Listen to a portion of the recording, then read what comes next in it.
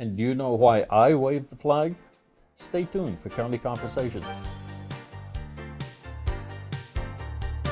Welcome to County Conversations. I'm your host, Deborah Taylor, and today I am so honored to have a local veteran and very recognizable member of our community, Art LaFlam. Hi, Art. Hi, how are you? I'm great. Thank you so much for coming in to talk to me today. It's a real honor. And it's an honor for me to be here. So, just a little bit about you. I mean, maybe not everyone recognizes your name, but if we say the flag man from the bridge there in Woodstock, I think people might know who we're talking about. Yes, they would. Those that know me would know me from that or just Art, yes. Right.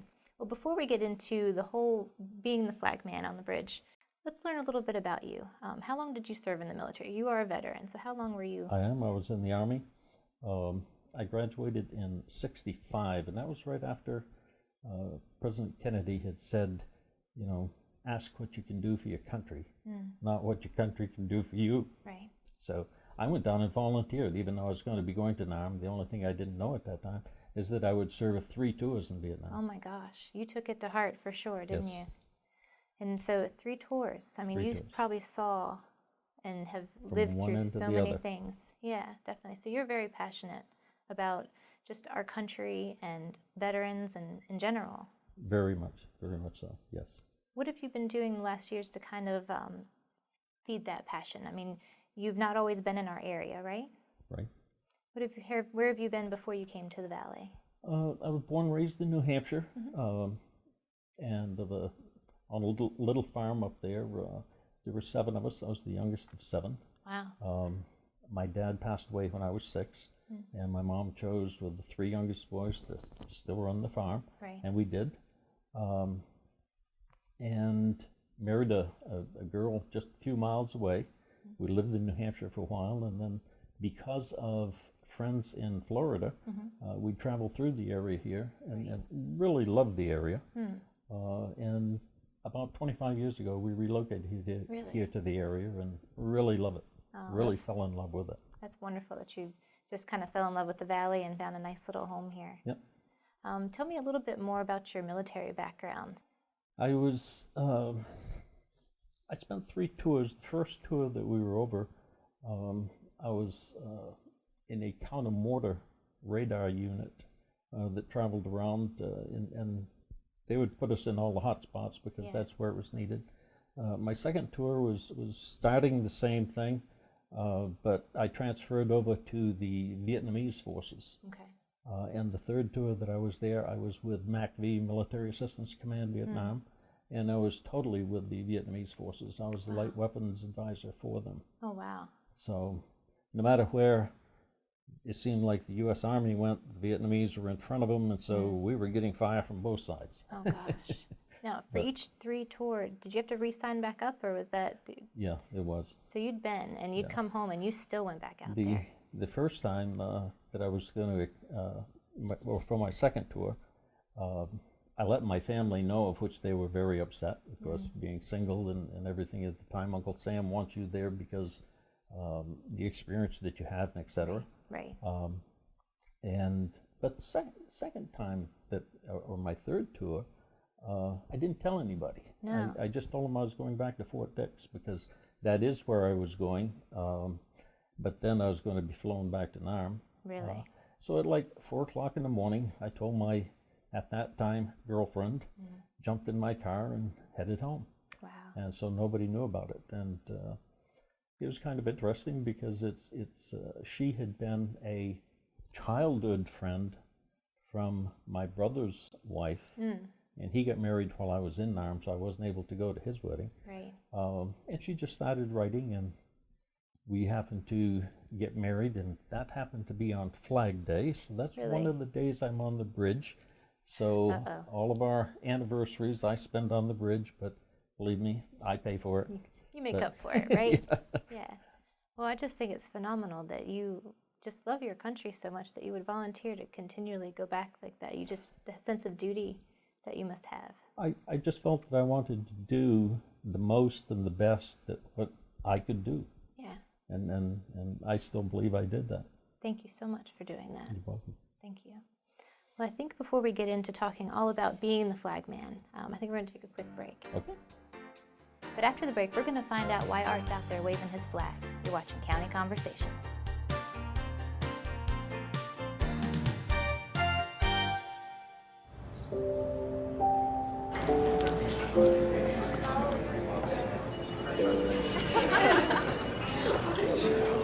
Hey, Daniel. The gentleman over there, he paid for your meal. The power of one small action, one conversation, or one phone call can make a difference in the life of a veteran going through a difficult time. For free 24/7 confidential support, call the Veterans Crisis Line or the Military Crisis Line. Welcome back to County Conversations. We're speaking with Woodstock's own flagman, Art LaFlam. Art, tell me a little bit about being the flagman. How long have you been doing this? Since before coming to our area? The standard answer that I'd like to give for that is not long enough, but yes, I did. I was doing that in different locations before I actually bought a house here in Woodstock. But right. Here in Woodstock, on the bridge, I would say it's probably been 7 or 8, 9 years, somewhere in there. What made you decide, I mean, what's your goal, or what gives you the reason behind it? Why do you stand out there in the heat, in the cold, and every holiday? Well, I want to bring the patriotism back to the people. I don't think they've lost it. I just think it's buried a little bit because we get busy. When you see the flag out there, there are just so many people that support it and everything. Yeah. And it's to me it's important just to have the flag out there, to remember what it stands for, the patriotism that so many people have worked so hard and lost their lives and everything else for, whether it's veterans past, veterans present, or veterans in the future. Yeah, definitely. I mean, you do remind us, because people get too busy, or they get maybe lazy or something, but when we see that flag or see you standing out there, I know for me personally, huge smile on my face, and reminds me, and I just feel so grateful to see you out there. And it's good to have the support. And in Woodstock, I mean, the support has been unbelievable from them. It seems like it grows and grows and grows every year. And I hope that even like with people with yourself, when you see me out there enough times, that one time when you go home, you put up your flag. Mm-hmm. That's wonderful that the town itself is being so supportive. Do you have to work with the local law enforcement or anything before you go out there? I try to make sure I get down to see Chief Riley every time before I go out, just to let him know that I will be out there. His men are very supportive now. They stop, they ask if there's anything I need. They're checking on me all the time to make sure everything is going good. And so it's a very good working relationship that I have with them now. Yeah, most definitely. What drew you to the bridge itself? Have you been other places here in the area? I'd been to a number of on-ramps and off-ramps from the interstate, and the main reason for that was I was there for Rolling Thunder when they would come up through on Memorial Day weekend. Yep. But all of the places I wanted to be, law enforcement didn't want me to be there. Really? So you were chased off? Yes. So a retired police officer now recommended that I go up on the bridge. Oh, good. And that's been a favorable vantage point ever since. Well, it's good because you have, it's a high traffic area. I mean, you have a lot of visibility up there from 81 to the people going back and forth from, Walmart and those areas. Right. Yeah. Now, so you do feel a lot of support from the community when people go by? Do people wave at you? And not only wave and salute, they honk their horns, they stop and they ask if I need anything, they give me water, candy bars, you name it. It's the support now from what it was when I was there, even when I was there on the bridge 7 or 8 years ago, is just the opposite side of the coin. I mean, everybody is very supportive now. So people weren't always supportive? I think it was more of a curiosity factor. I mean, what's this guy and what's he doing and why is he out there and et cetera. And people don't trust things they don't know about yet. Yeah. For sure. Especially if it's not someone that they know in the community. Yeah, definitely. So you're out there doing this, just you want to remind us to love our country and to be patriotic, but you're really out there for the veterans? For all of that. Yes, I do want to, put that spark back in patriotism. I don't think it's dead. I think it needs to be fanned a little bit because is people travel back and forth, and you have a lot of people that go across that bridge 2, 3, 4, 5, 6 times during the day while I'm out there, Yeah. and they honk and wave every time that they go by. Good. But yes, and I am there for the veterans who veterans past, present, future. There's a lot of veterans. If somebody takes the time to go to the VA hospital up in Martinsburg, you can see a lot of the men up there, men and women up there, that I'm standing out there on the bridge for them. Yeah, definitely. I see you there quite a bit, but how long during the day do you stay out there? I mean, you start off pretty early? We used to have some pretty long days. I've had a couple of health situations that have happened in the past year, so this year it hasn't been so long, or as long so far. But I try to get out there by sunrise, because Really? that's my special time of the day, because usually it isn't too busy, and it's just my special time right there. Yeah. With 4th of July coming up, it's sometime if I can get out there by sunrise, of which I intend to again this year, I probably won't leave until the fireworks start at 9:30, so that'll give us about 15 and a half hours on the bridge that day. What about the sunrise is so special for you? It just, you can just feel the spirits, the angels, the whatever of the even the Civil War veterans that were right here in the valley. Oh, yeah. Not only them, but just from all of the different wars and et cetera, and even the ones that we're in today. Your comrades.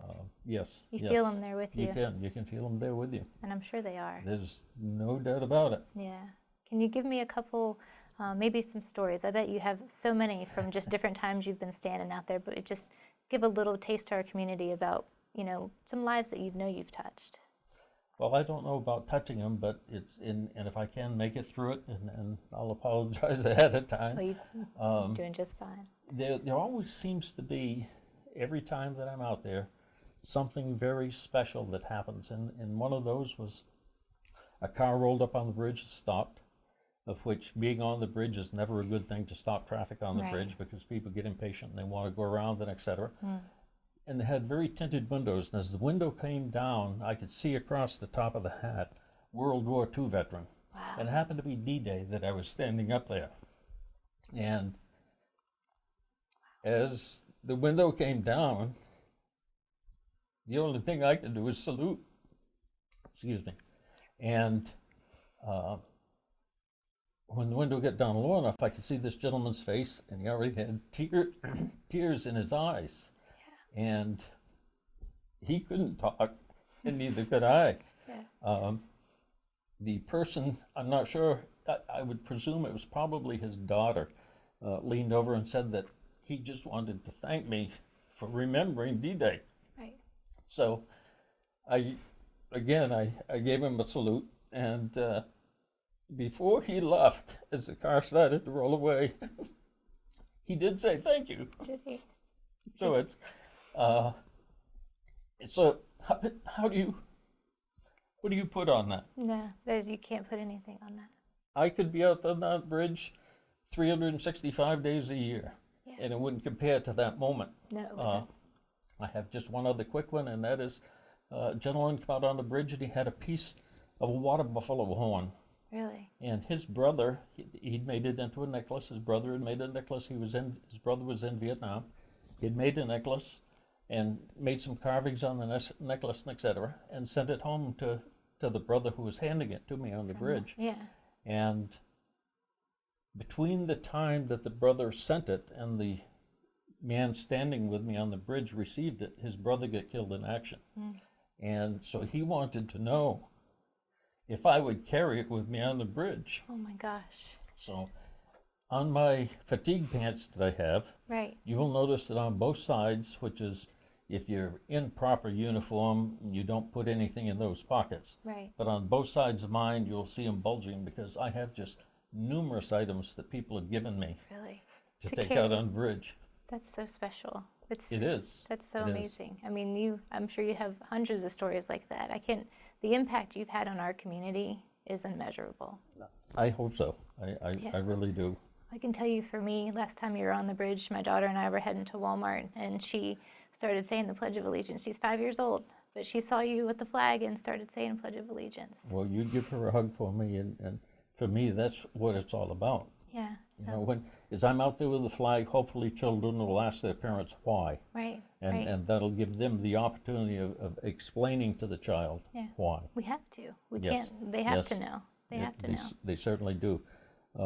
It's one nation under God, and I mean that's just what it is. That says it all. It sure does. It sure does. Well, Art, I can't thank you enough for coming in to talk to us. This has just been a real treat and an honor again, just to have you here and speak with you. And thank you so much for what you do on every day, but every holiday especially. Well, we thank you for having me.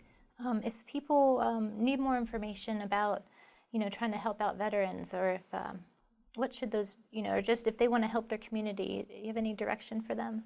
I belong to the Vietnam Veterans of America organization, and I would recommend that they, just contact them, because even though it says Vietnam Veterans of America, we're in contact with a lot of the other organizations, and a lot of our members belong to the other organizations. So that's one that I would, highly recommend that they do get in touch with. Okay, definitely. Well, again, thank you so much for coming in. I so appreciate it. And we thank you. Thank you for having me. And thank you for watching County Conversations. I'm Deborah Taylor, and I'll see you next time.